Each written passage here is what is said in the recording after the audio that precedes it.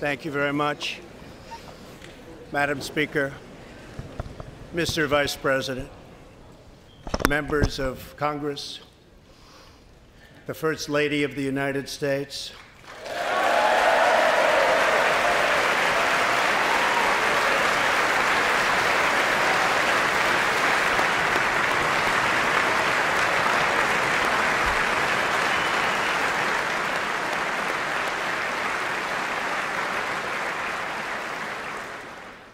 and my fellow Americans.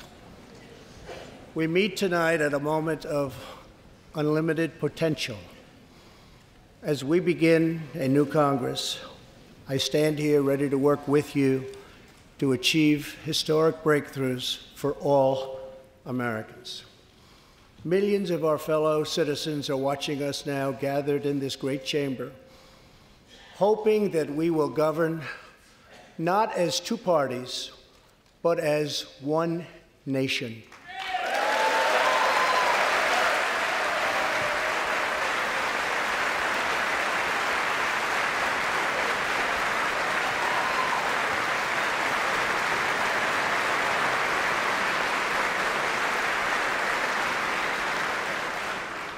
The agenda I will lay out this evening is not a Republican agenda or a Democrat agenda.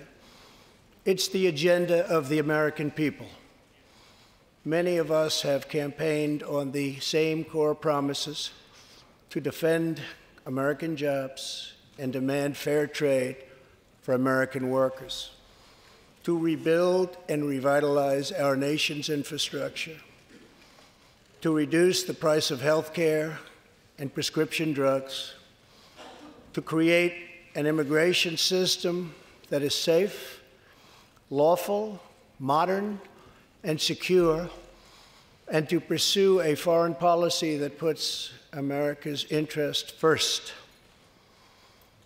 There is a new opportunity in American politics if only we have the courage together to seize it.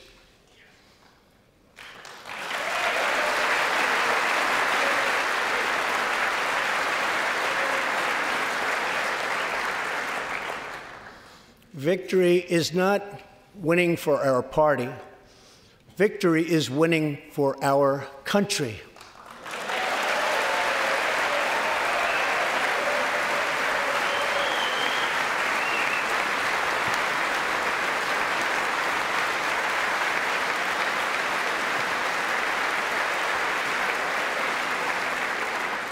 This year, America will recognize two important anniversaries that show us the majesty of America's mission and the power of American pride.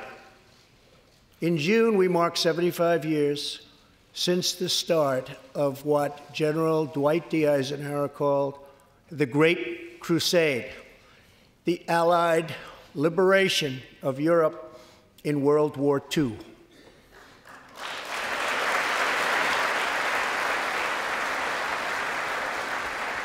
On D-Day, June 6, 1944, 15,000 young American men jumped from the sky, and 60,000 more stormed in from the sea to save our civilization from tyranny.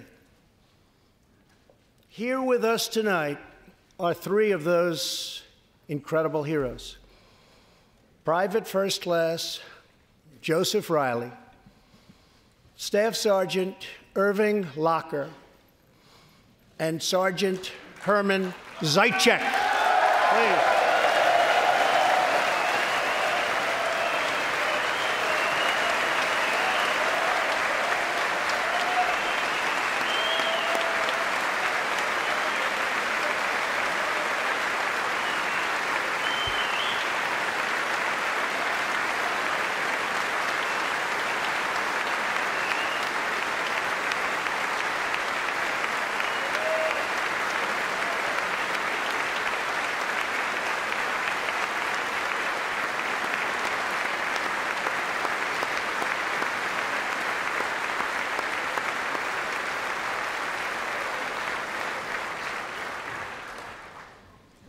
gentlemen, we salute you.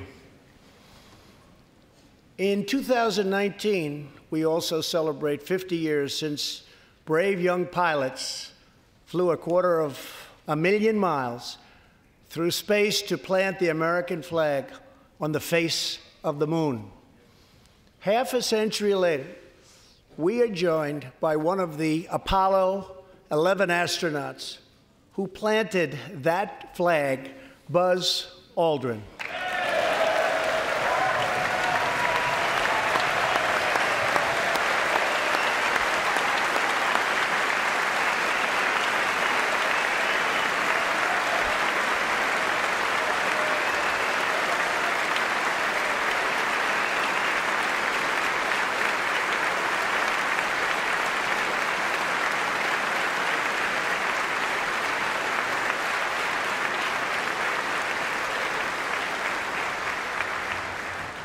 Thank you, Buzz.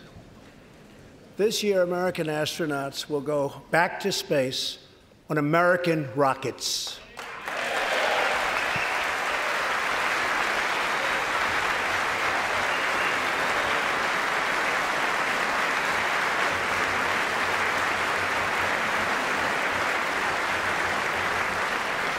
In the 20th century, America saved freedom, transformed science, redefined the middle class, and when you get down to it, there's nothing anywhere in the world that can compete with America.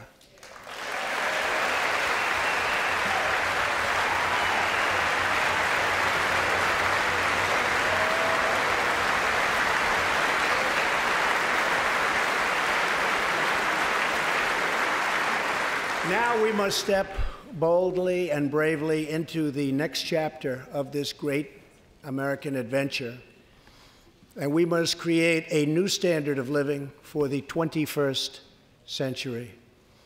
An amazing quality of life for all of our citizens is within reach. We can make our community safer, our families stronger, our culture richer, our faith deeper, and our middle class bigger and more prosperous than ever before.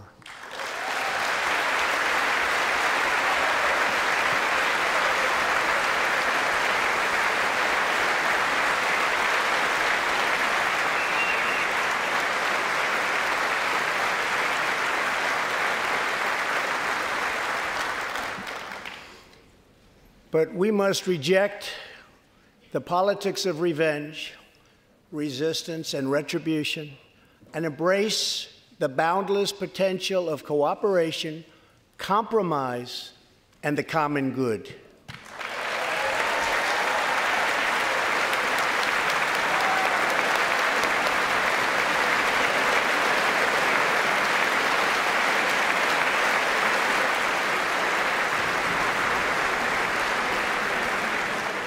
Together, we can break decades of political stalemate. We can bridge old divisions, heal old wounds, build new coalitions, forge new solutions, and unlock the extraordinary promise of America's future. The decision is ours to make. We must choose between greatness or gridlock, results or resistance, vision or vengeance, incredible progress or pointless destruction. Tonight, I ask you to choose greatness.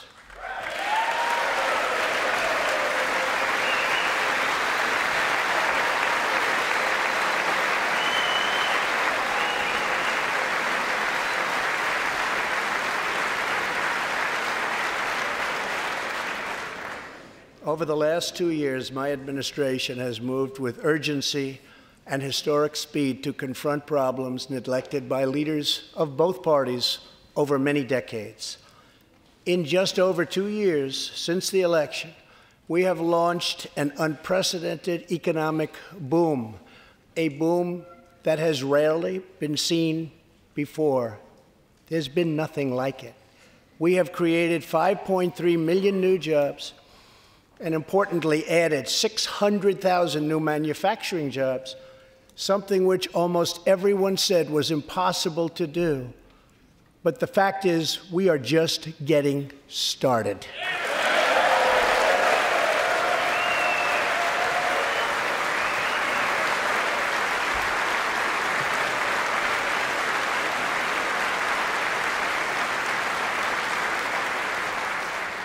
Wages are rising at the fastest pace in decades and growing for blue-collar workers who I promised to fight for. They're growing faster than anyone else thought possible. Nearly 5 million Americans have been lifted off food stamps.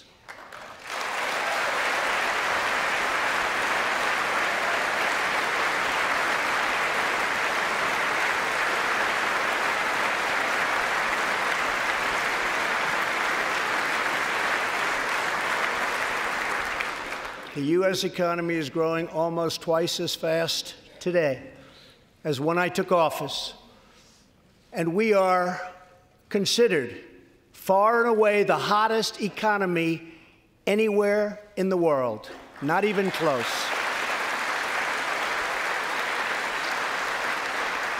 Unemployment has reached the lowest rate in over half a century.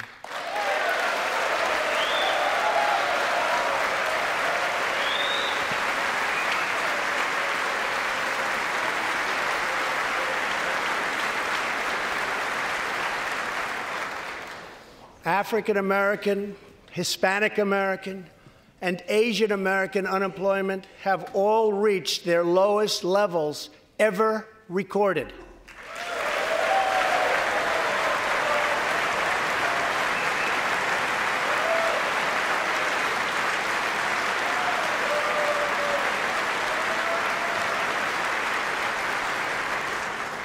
Unemployment for Americans with disabilities has also reached an all-time low.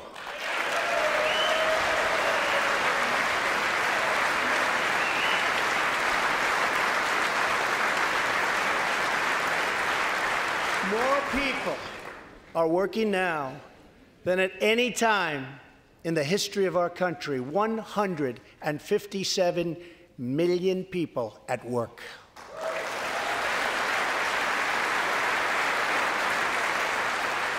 We passed a massive tax cut for working families and doubled the child tax credit.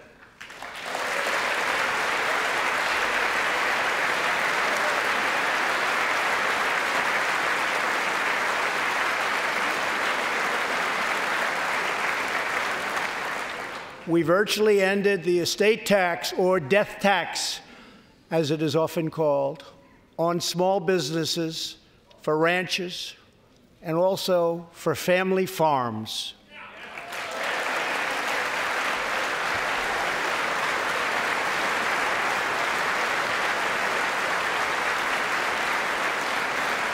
We eliminated the very unpopular Obamacare individual mandate penalty.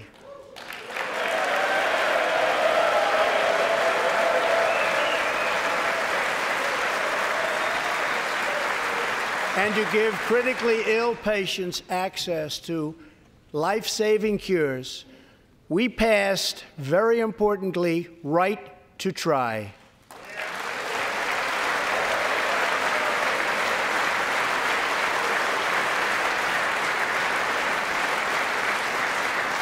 My administration has cut more regulations in a short period of time than any other administration during its entire tenure.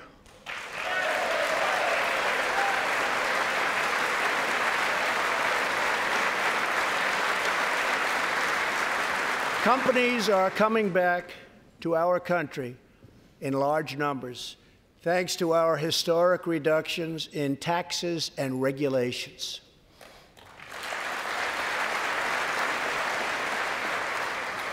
And we have unleashed a revolution in American energy. The United States is now the #1 producer of oil and natural gas anywhere in the world.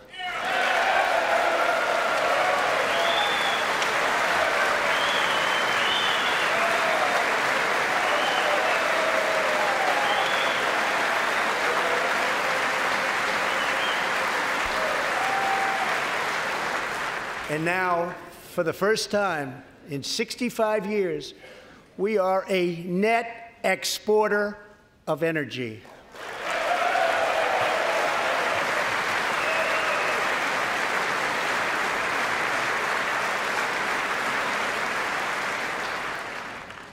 After 24 months of rapid progress, our economy is the envy of the world.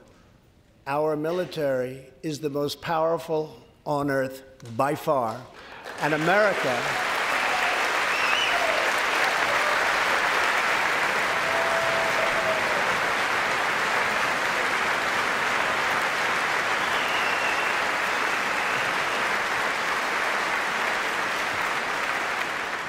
America is again winning each and every day.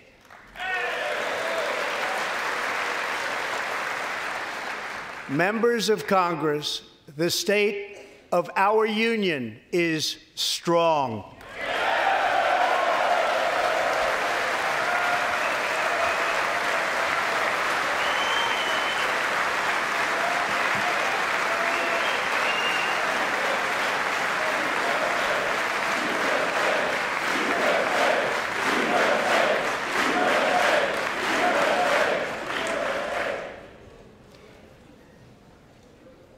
That sounds so good.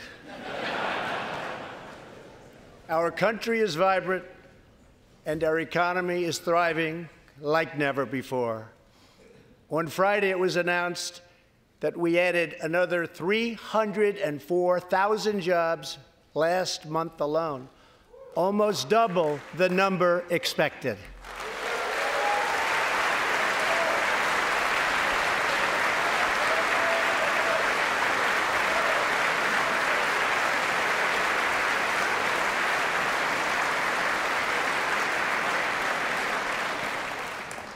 An economic miracle is taking place in the United States, and the only thing that can stop it are foolish wars, politics, or ridiculous partisan investigations.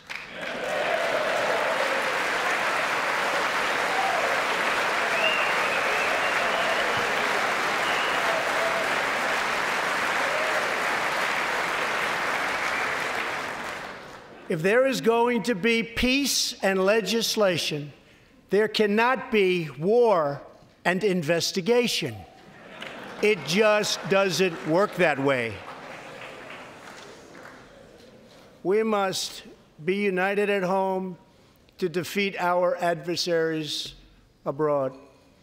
This new era of cooperation can start with finally confirming the more than 300 highly qualified nominees who are still stuck in the Senate, in some cases years and years waiting. Not right.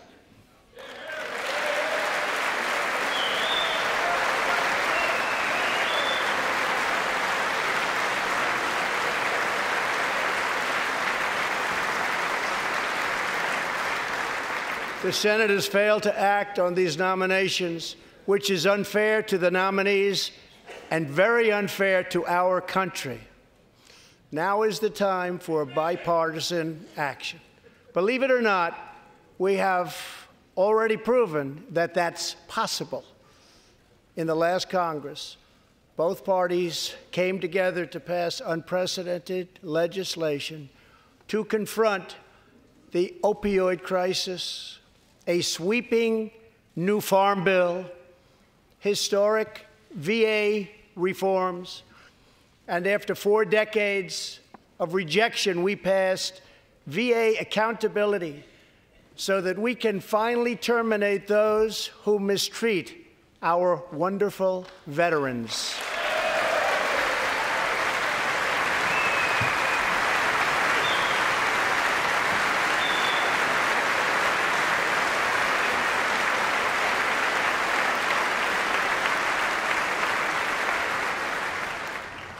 And just weeks ago, both parties united for groundbreaking criminal justice reform. They said it couldn't be done.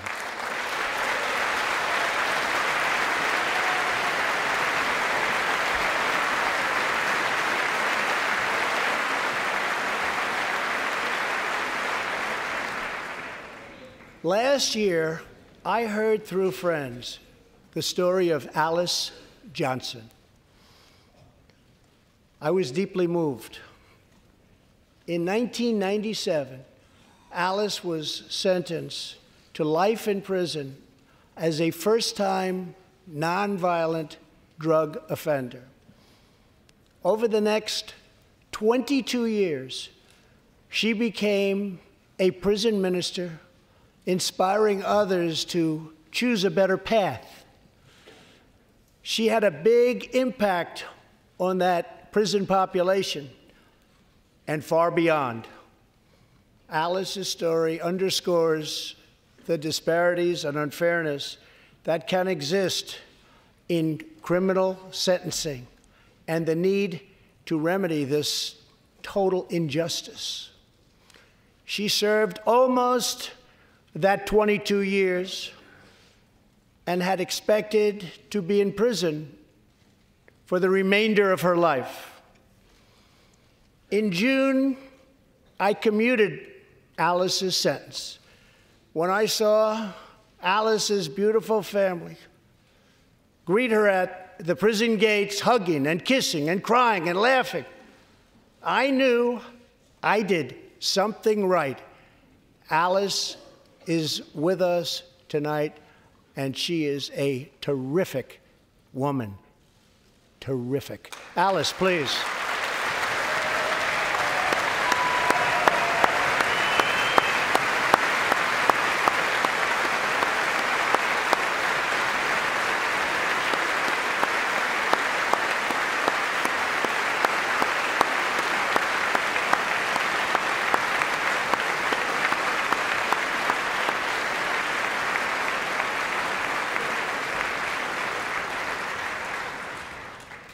Alice, thank you for reminding us that we always have the power to shape our own destiny. Thank you very much, Alice. Thank you very much.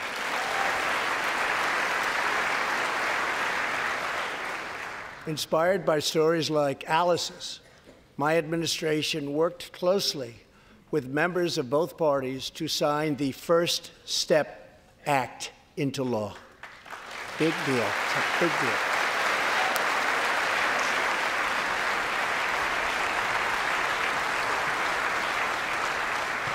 This legislation reformed sentencing laws that have wrongly and disproportionately harmed the African American community. The First Step Act gives nonviolent offenders the chance to re-enter society as productive, law-abiding citizens. Now, states across the country are following our lead.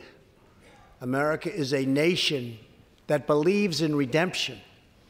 We are also joined tonight by Matthew Charles from Tennessee. In 1996, at the age of 30, Matthew was sentenced to 35 years for selling drugs and related offenses.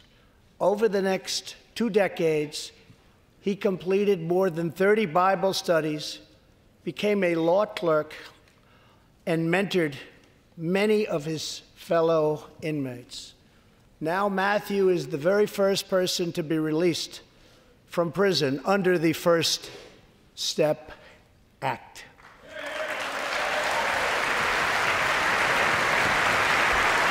Matthew, please.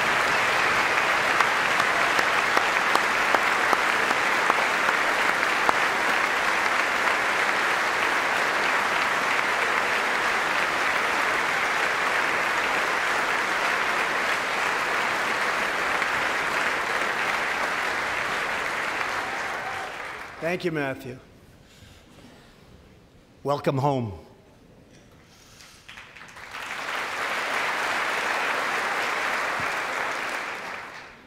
Now, Republicans and Democrats must join forces again to confront an urgent national crisis. Congress has 10 days left to pass a bill that will fund our government, protect our homeland, and secure our very dangerous southern border.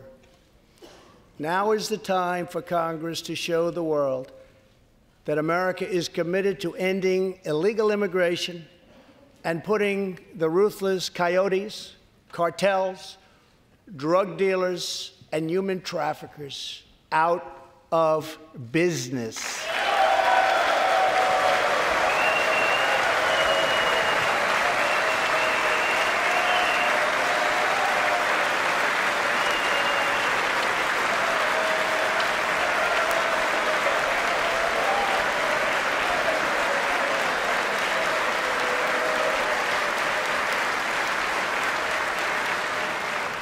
As we speak, large, organized caravans are on the march to the United States.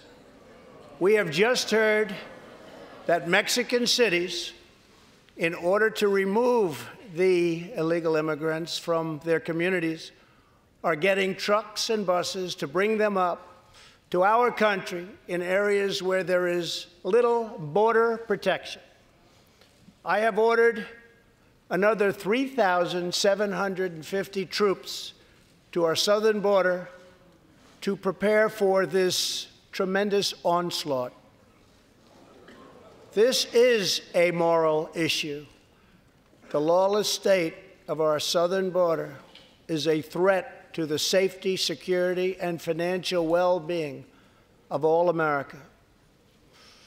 We have a moral duty to create an immigration system that protects the lives and jobs of our citizens. This includes our obligation to the millions of immigrants living here today who followed the rules and respected our laws. Legal immigrants enrich our nation and strengthen our society in countless ways.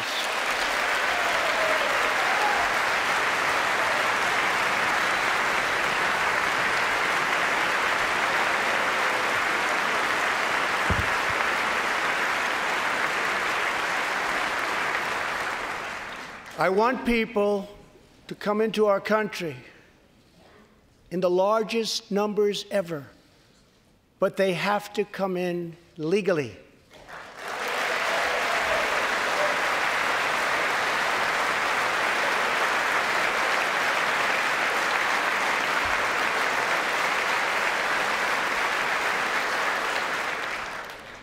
Tonight, I am asking you to defend our very dangerous southern border out of love and devotion to our fellow citizens and to our country. No issue better illustrates the divide between America's working class and America's political class than illegal immigration. Wealthy politicians and donors push for open borders while living their lives behind walls and gates and guards.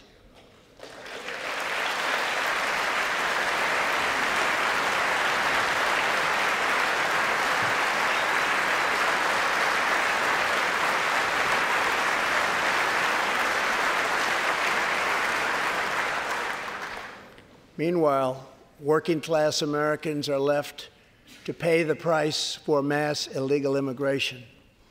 Reduced jobs, lower wages, overburdened schools, hospitals that are so crowded you can't get in, increased crime, and a depleted social safety net. Tolerance for illegal immigration is not compassionate. It is actually very cruel.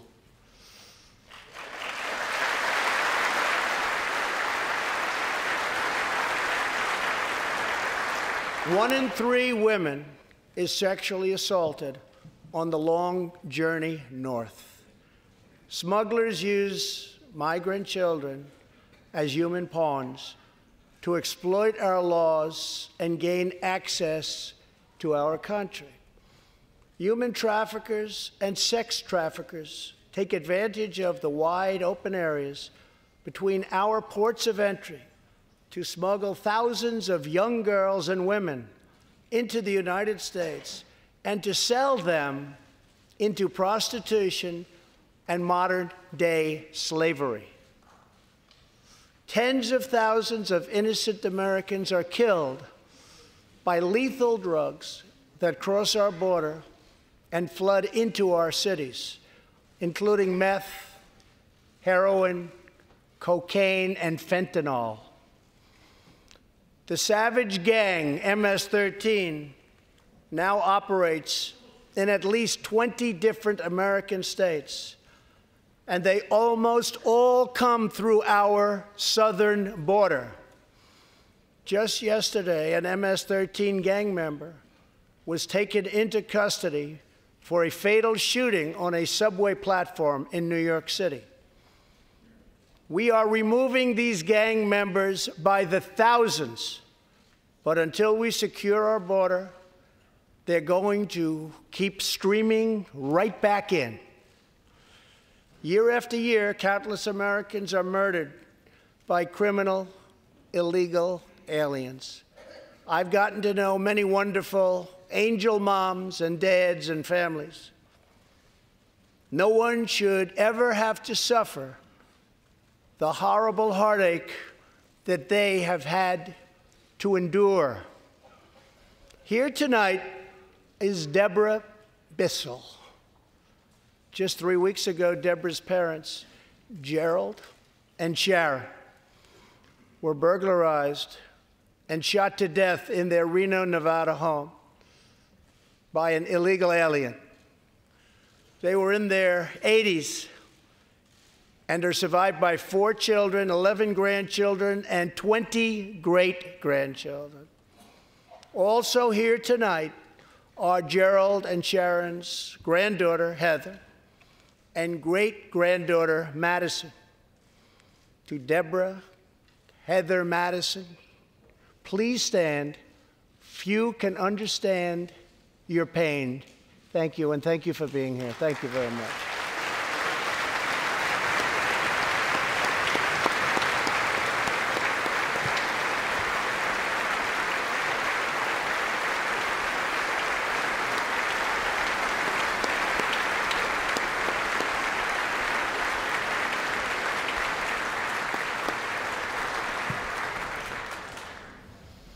I will never forget, and I will fight for the memory of Gerald and Sharon, that it should never happen again.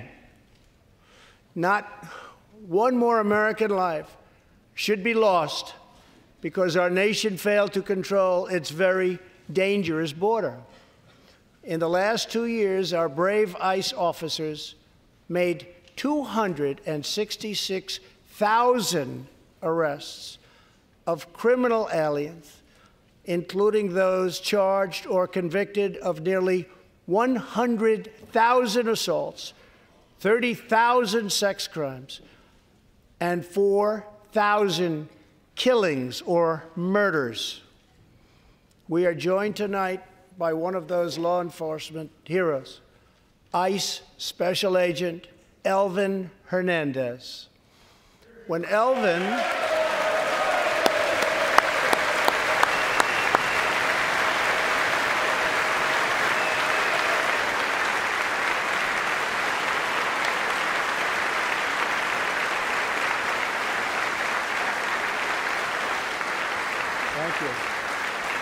When Elvin was a boy, he and his family legally immigrated to the United States from the Dominican Republic. At the age of 8, Elvin told his dad he wanted to become a special agent. Today, he leads investigations into the scourge of international sex trafficking. Elvin says that if I can make sure these young girls get their justice, I've really done my job. Thanks to his work and that of his incredible colleagues, more than 300 women and girls have been rescued from the horror of this terrible situation. And more than 1,500 sadistic traffickers have been put behind bars.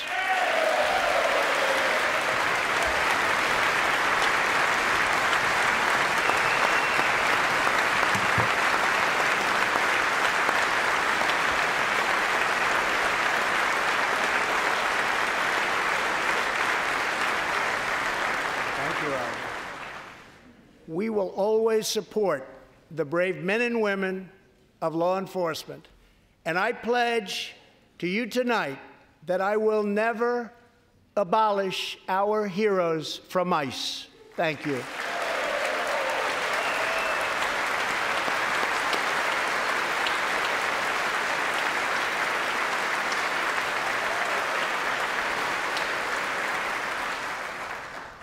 My administration has sent to Congress a common-sense proposal to end the crisis on the southern border.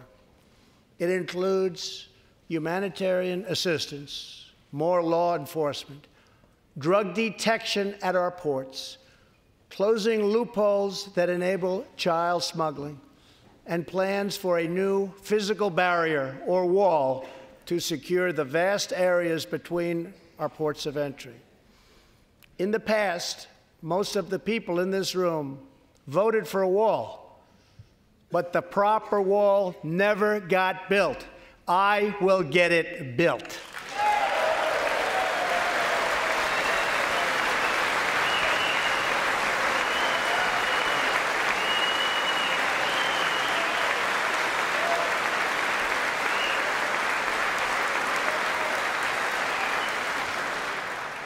This is a smart, strategic, see-through steel barrier, not just a simple concrete wall.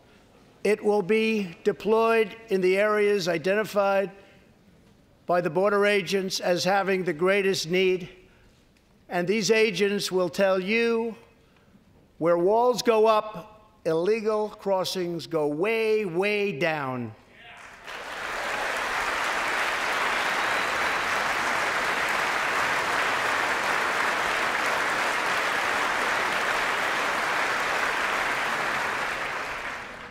San Diego used to have the most illegal border crossings in our country.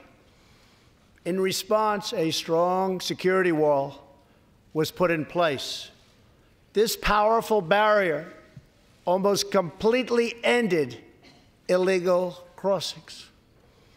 The border city of El Paso, Texas, used to have extremely high rates of violent crime, one of the highest in the entire country, and considered one of our nation's most dangerous cities. Now, immediately upon its building, with a powerful barrier in place, El Paso is one of the safest cities in our country. Simply put, walls work and walls save lives.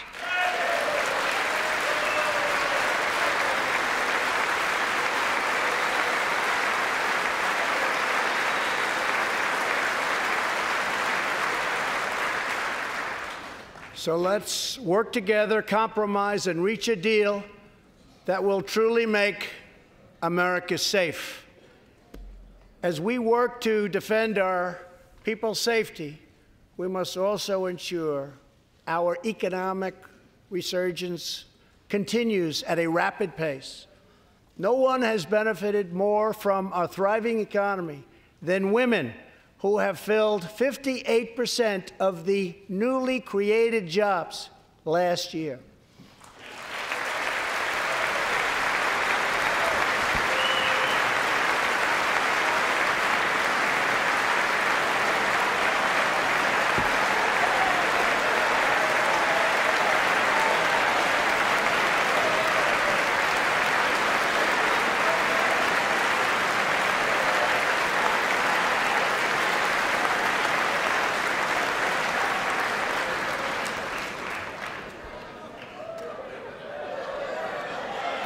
You weren't supposed to do that. Thank you very much.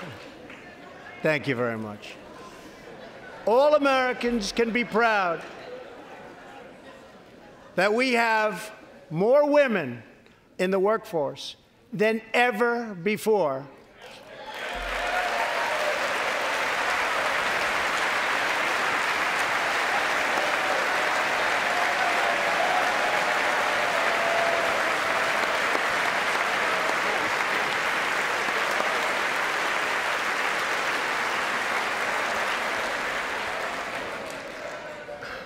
Don't sit yet. You're going to like this. And exactly 1 century after Congress passed the constitutional amendment giving women the right to vote, we also have more women serving in Congress than at any time before.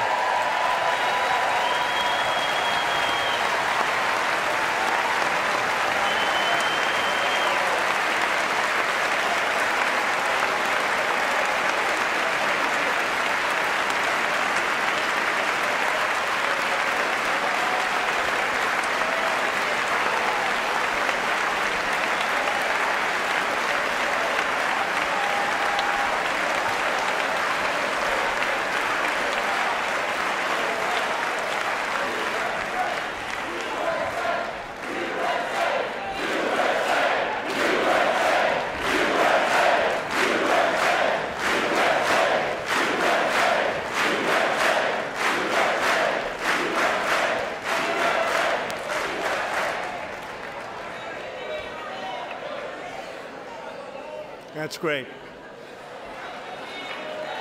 Very great. And congratulations. That's great.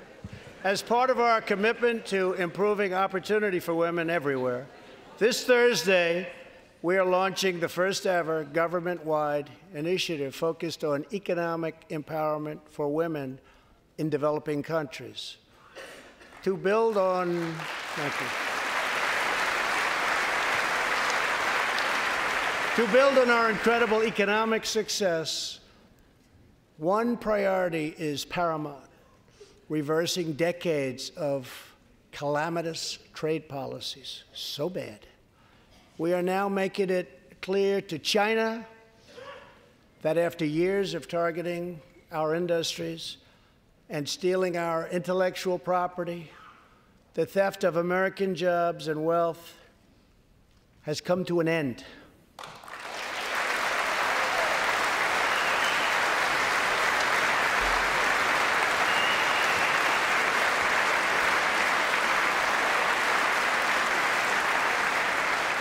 Therefore, we recently imposed tariffs on $250 billion of Chinese goods, and now our Treasury is receiving billions and billions of dollars.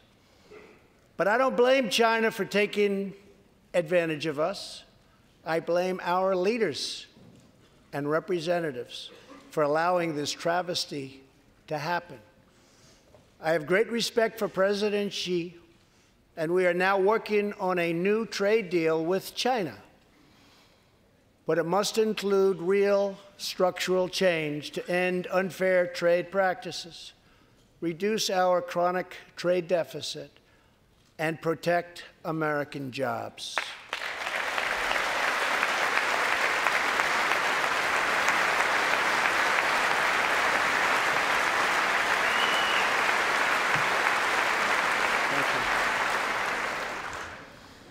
Another historic trade blunder was the catastrophe known as NAFTA. I have met the men and women of Michigan, Ohio, Pennsylvania, Indiana, New Hampshire, and many other states whose dreams were shattered by the signing of NAFTA. For years, politicians promised them they would renegotiate for a better deal. But no one ever tried until now. Our new U.S.-Mexico-Canada agreement, the USMCA, will replace NAFTA and deliver for American workers like they haven't had delivered to for a long time. I hope you can pass the USMCA into law so that we can bring back our manufacturing jobs in even greater numbers, expand American agriculture, protect intellectual property, and ensure that more cars are proudly stamped with our 4 beautiful words: made in the USA.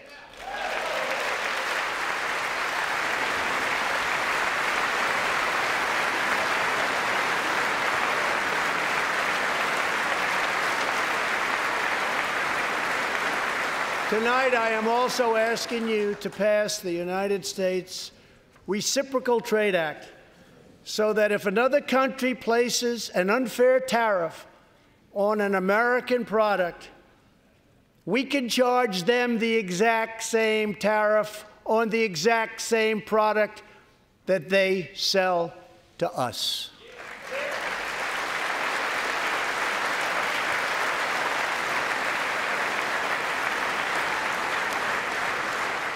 Both parties should be able to unite for a great rebuilding of America's crumbling infrastructure.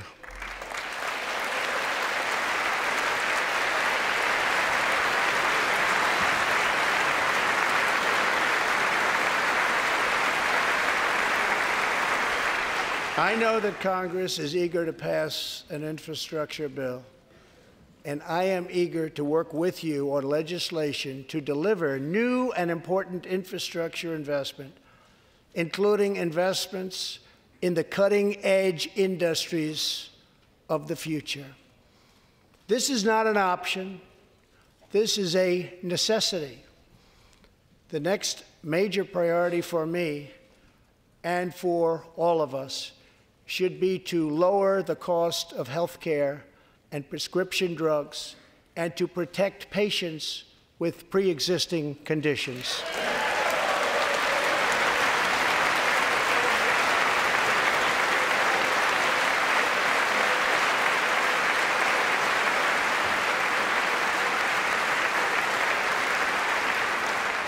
Already as a result of my administration's efforts in 2018, drug prices experienced their single largest decline in 46 years.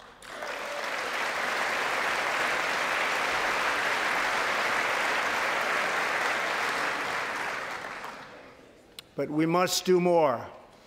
It's unacceptable that Americans pay vastly more than people in other countries for the exact same drugs, often made in the exact same place.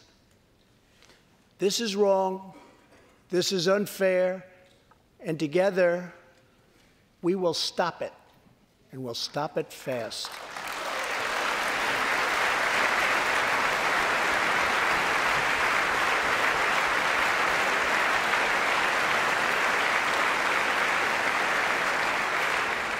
I am asking Congress to pass legislation that finally takes on the problem of global freeloading and delivers fairness and price transparency for American patients, finally.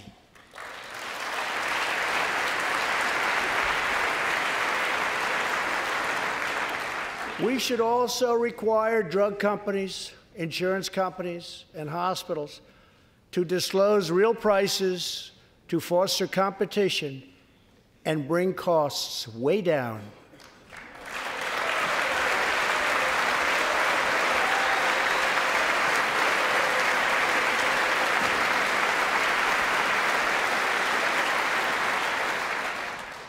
No force in history has done more to advance the human condition than American freedom.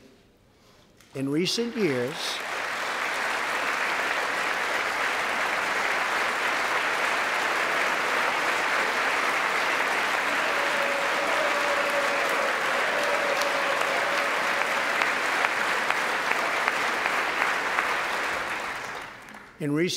we have made remarkable progress in the fight against HIV and AIDS.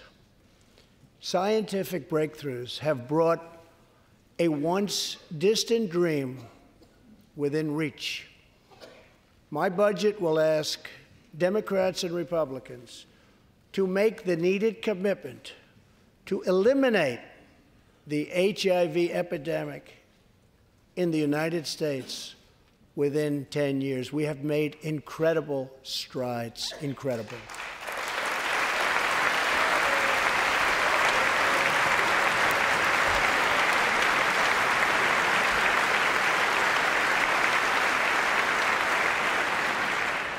Together, we will defeat AIDS in America and beyond.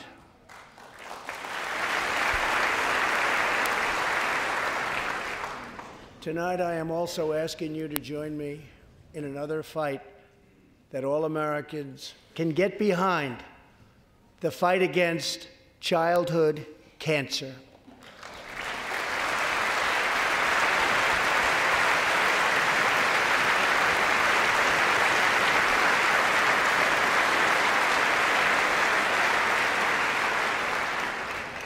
Joining Melania in the gallery this evening is a very brave 10-year-old girl, Grace Eline. Every birthday,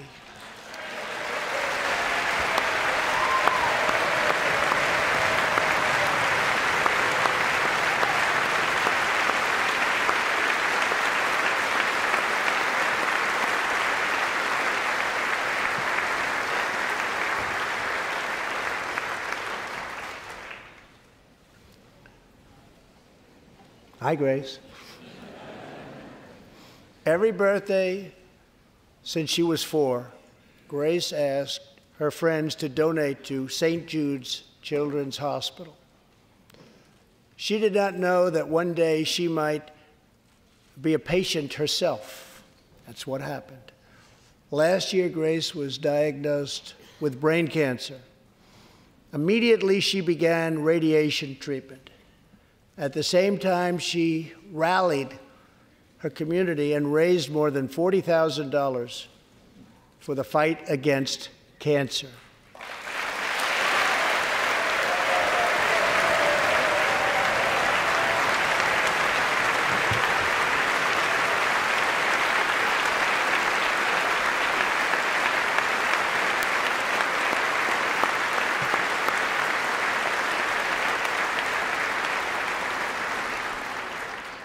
When Grace completed treatment last fall, her doctors and nurses cheered.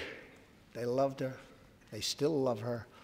With tears in their eyes as she hung up a poster that read, "Last day of chemo."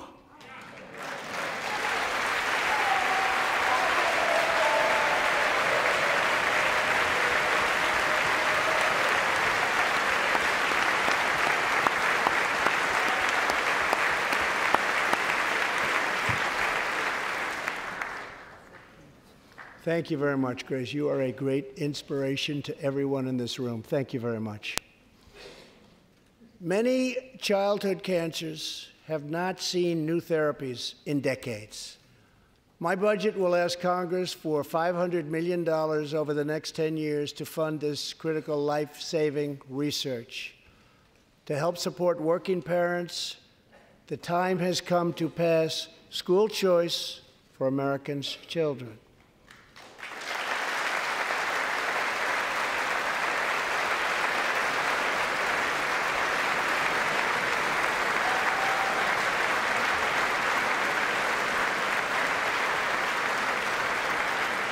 I am also proud to be the first president to include in my budget a plan for nationwide paid family leave so that every new parent has the chance to bond with their newborn child.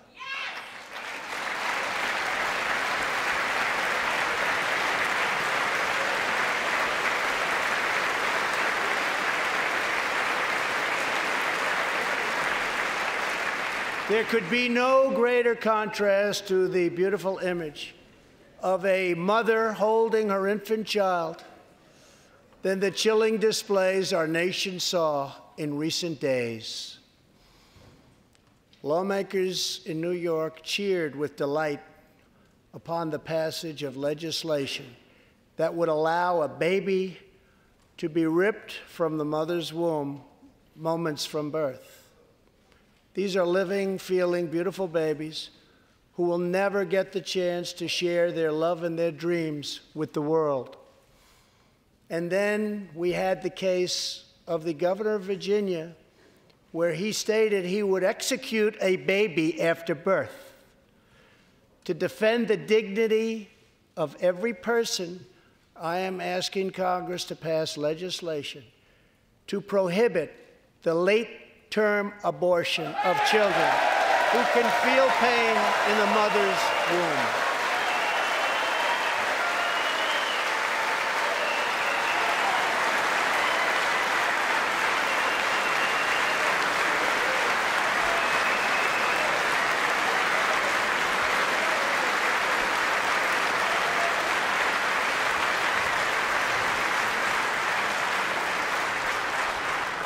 Let us work together to build a culture that cherishes innocent life.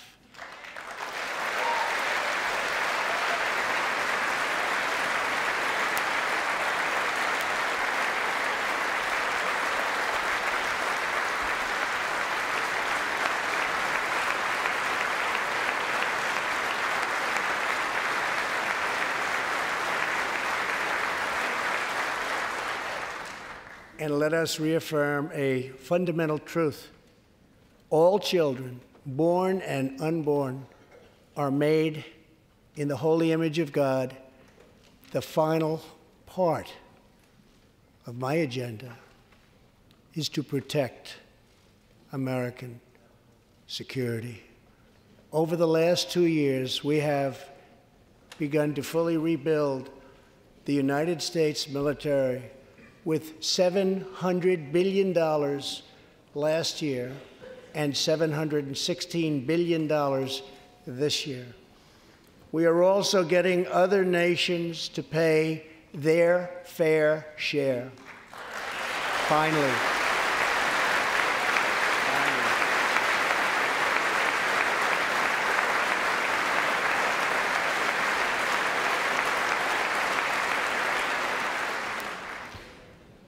For years, the United States was being treated very unfairly by friends of ours, members of NATO. But now we have secured, over the last couple of years, more than $100 billion of increase in defense spending from our NATO allies. They said it couldn't be done.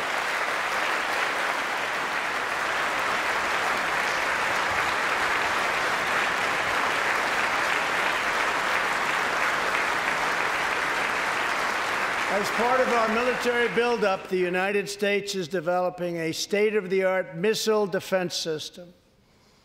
Under my administration, we will never apologize for advancing America's interests.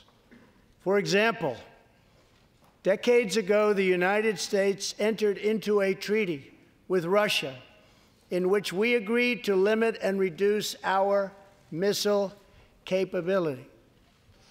While we followed the agreement and the rules to the letter, Russia repeatedly violated its terms. It's been going on for many years. That is why I announced that the United States is officially withdrawing from the Intermediate Range Nuclear Forces Treaty, or INF Treaty. Perhaps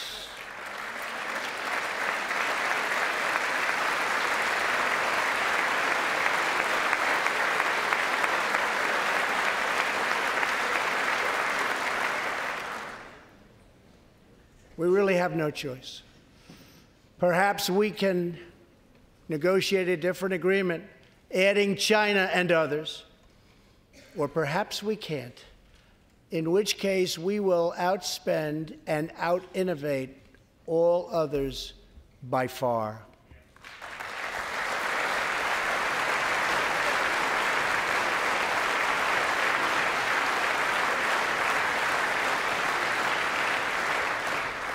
As part of a bold new diplomacy, we continue our historic push for peace on the Korean Peninsula. Our hostages have come home.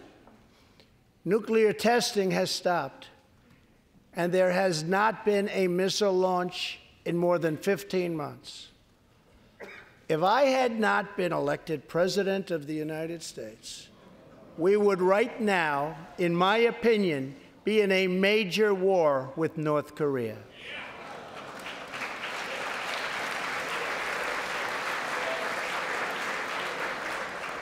Much work remains to be done, but my relationship with Kim Jong-un is a good one.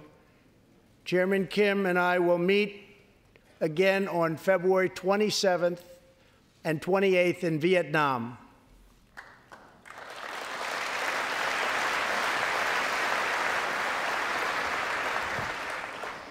2 weeks ago, the United States officially recognized the legitimate government of Venezuela and its new president, Juan Guaido.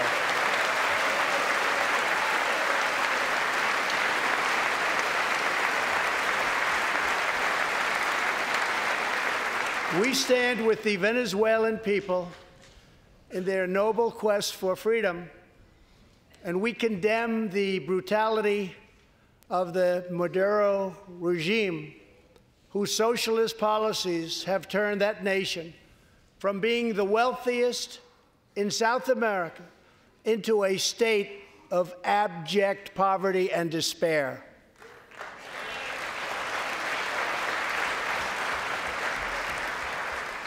Here in the United States, we are alarmed by the new calls to adopt socialism in our country. America was founded on liberty and independence, and not government coercion, domination, and control. We are born free, and we will stay free.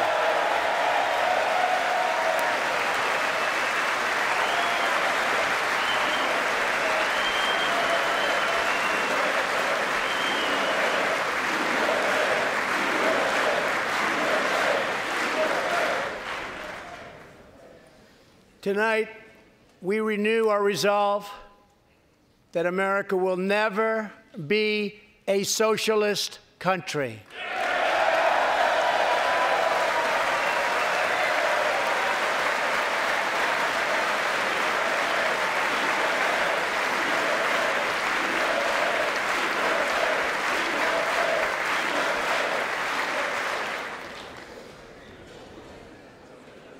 One of the most complex set of challenges we face, and have for many years, is in the Middle East.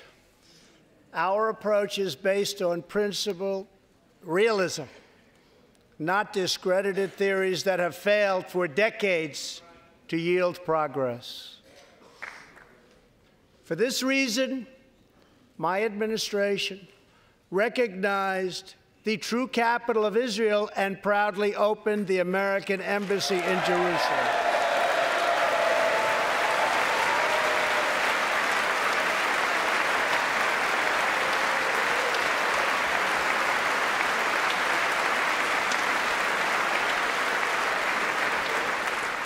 Our brave troops have now been fighting in the Middle East for almost 19 years. In Afghanistan and Iraq, nearly 7,000 American heroes have given their lives. More than 52,000 Americans have been badly wounded. We have spent more than $7 trillion in fighting wars in the Middle East. As a candidate for president, I loudly pledged a new approach. Great nations do not fight endless wars.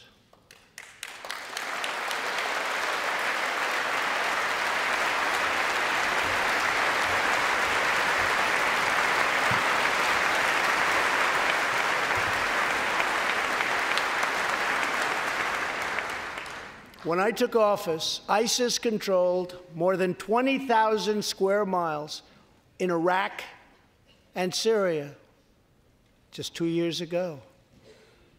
Today, we have liberated virtually all of the territory from the grip of these bloodthirsty monsters.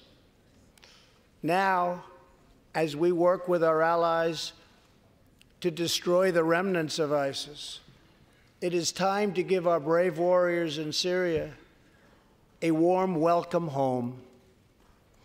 I have also accelerated our negotiations to reach, if possible, a political settlement in Afghanistan. The opposing side is also very happy to be negotiating.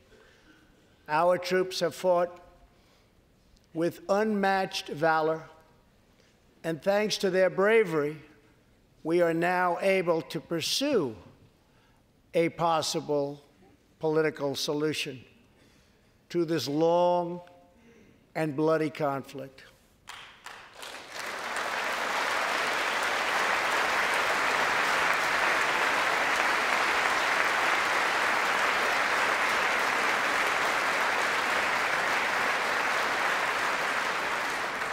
In Afghanistan, my administration is holding constructive talks with a number of Afghan groups, including the Taliban. As we make progress in these negotiations, we will be able to reduce our troops' presence and focus on counterterrorism, and we will indeed focus on counterterrorism. We do not know whether we'll achieve an agreement, but we do know that after 2 decades of war, the hour has come to at least try for peace, and the other side would like to do the same thing. It's time.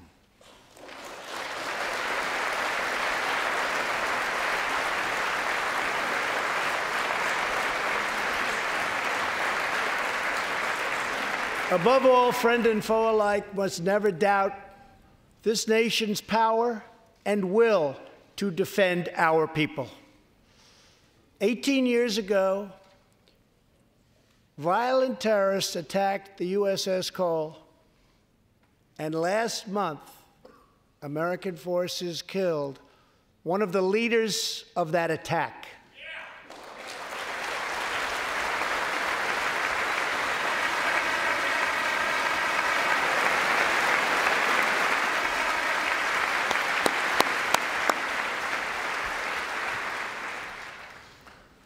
We are honored to be joined tonight by Tom Wibberley, whose son, Navy seaman Craig Wibberley, was one of the 17 sailors we tragically lost.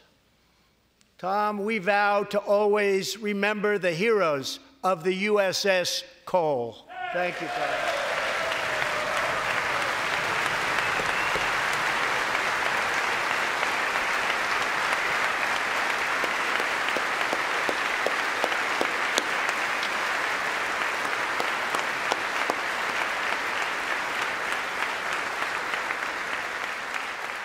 My administration has acted decisively to confront the world's leading state sponsor of terror, the radical regime in Iran.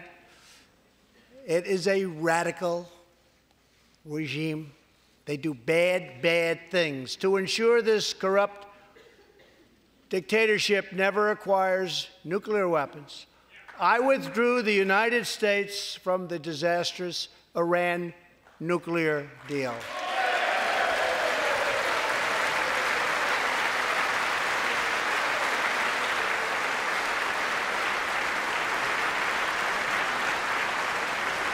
And last fall, we put in place the toughest sanctions ever imposed by us on a country. We will not avert our eyes from a regime that chants death to America and threatens genocide against the Jewish people.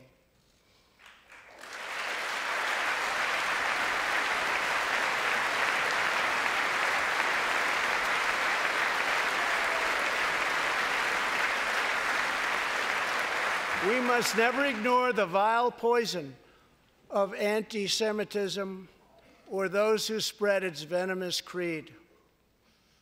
With one voice, we must confront this hatred anywhere and everywhere it occurs.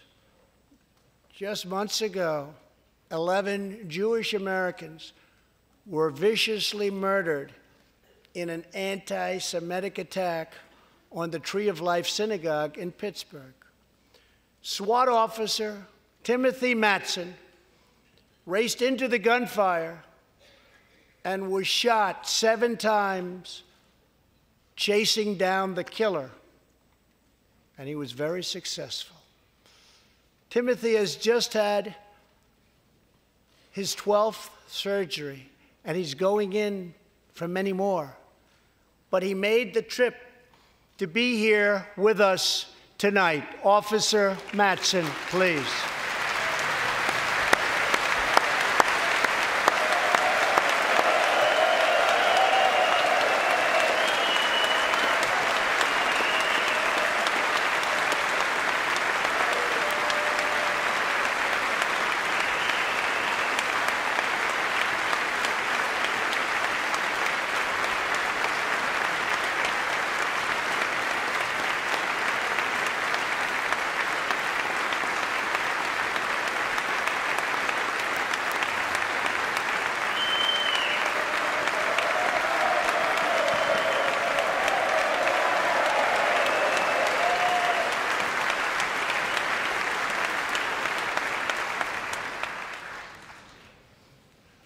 Thank you. We are forever grateful. Thank you very much. Tonight, we are also joined by Pittsburgh survivor, Judah Samet. He arrived at the synagogue as the massacre began. But not only did Judah narrowly escape death last fall, more than 7 decades ago, he narrowly survived the Nazi concentration camps. Today is Judah's 81st birthday.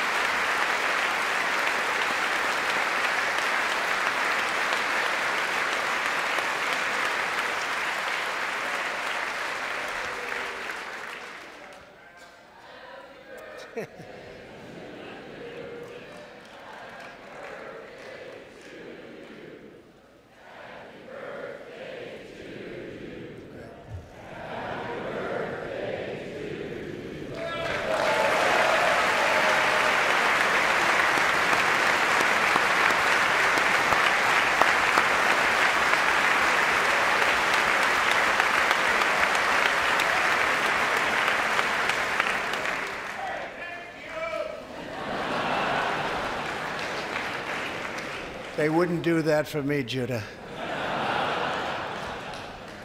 Judah says he can still remember the exact moment nearly 75 years ago, after 10 months in a concentration camp, when he and his family were put on a train and told they were going to another camp. Suddenly, the train screeched to a very strong halt. A soldier appeared. Judah's family braced for the absolute worst. Then his father cried out with joy, "It's the Americans, it's the Americans."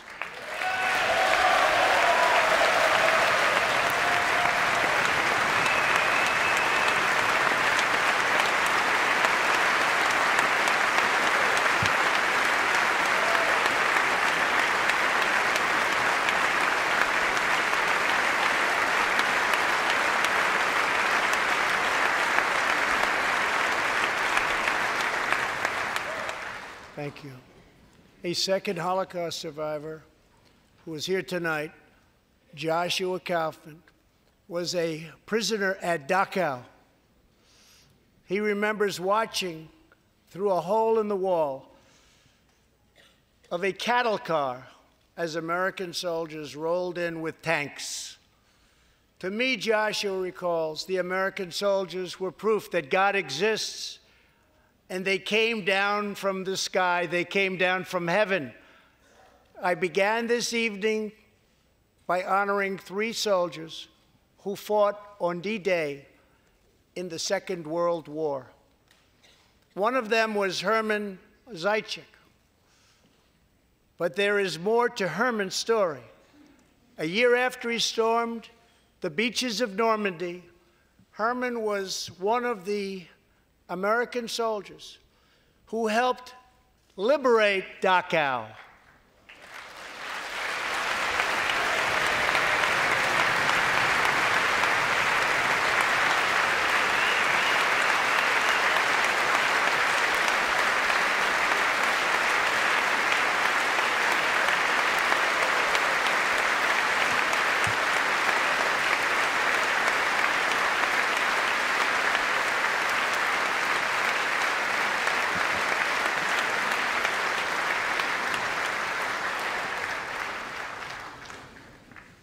He was one of the Americans who helped rescue Joshua from that hell on earth. Almost 75 years later, Herman and Joshua are both together in the gallery tonight, seated side by side, here in the home of American freedom. Herman and Joshua, your presence this evening is very much appreciated. Thank you very much.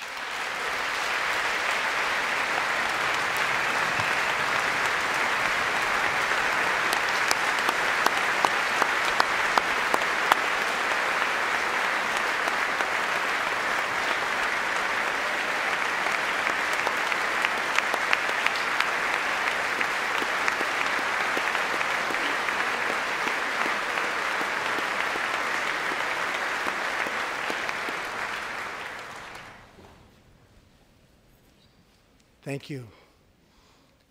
When American soldiers set out beneath the dark skies over the English Channel in the early hours of D-Day 1944, they were just young men of 18 and 19 hurtling on fragile landing craft toward the most momentous battle in the history of war. They did not know if they would survive the hour. They did not know if they would grow old, but they knew that America had to prevail. Their cause was this nation and generations yet unborn. Why did they do it? They did it for America. They did it for us. Everything that has come since our triumph over communism, our giant leaps of science and discovery, our unrivaled progress towards equality and justice, all of it is possible thanks to the blood and tears and courage and vision of the Americans who came before. Think of this Capitol. Think of this very chamber where lawmakers before you voted to end slavery, to build the railroads and the highways, and defeat fascism, to secure civil rights, and to face down evil empires. Here tonight, we have legislators from across this magnificent republic. You have come from the rocky shores of Maine and the volcanic peaks of Hawaii, from the snowy woods of Wisconsin and the red deserts of Arizona, from the green farms of Kentucky and the golden beaches of California. Together, we represent the most extraordinary nation in all of history. What will we do with this moment? How will we be remembered? I ask the men and women of this Congress, look at the opportunities before us. Our most thrilling achievements are still ahead. Our most exciting journeys still await. Our biggest victories are still to come. We have not yet begun to dream. We must choose whether we are defined by our differences or whether we dare to transcend them. We must choose whether we squander our great inheritance or whether we proudly declare that we are Americans. We do the incredible. We defy the impossible. We conquer the unknown. This is the time to reignite the American imagination. This is the time to search for the tallest summit and set our sights on the brightest star.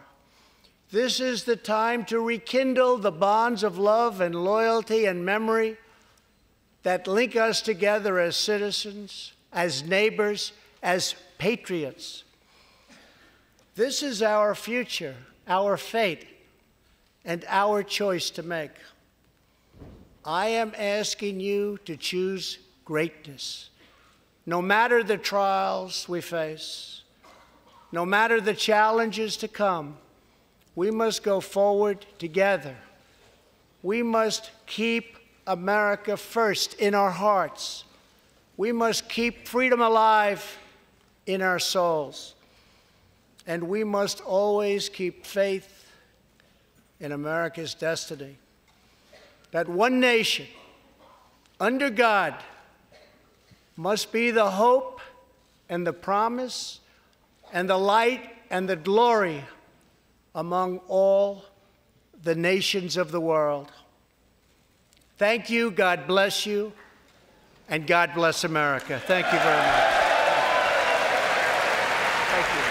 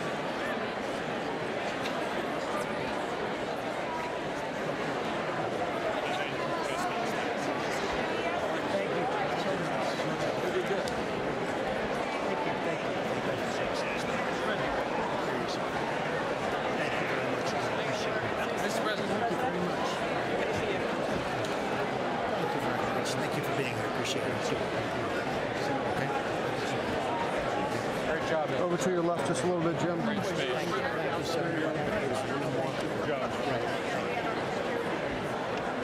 Hey, Mr. President. Thank you, That was great. Really good. Hey, Shyamalan from New York. Yes. Let's tell you about Thank you very much, sir. Thank you, man. We talked about the mothers.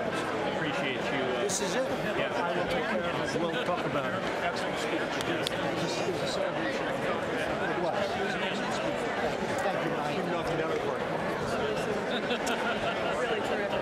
Thanks, David. Good, there you go. Very good.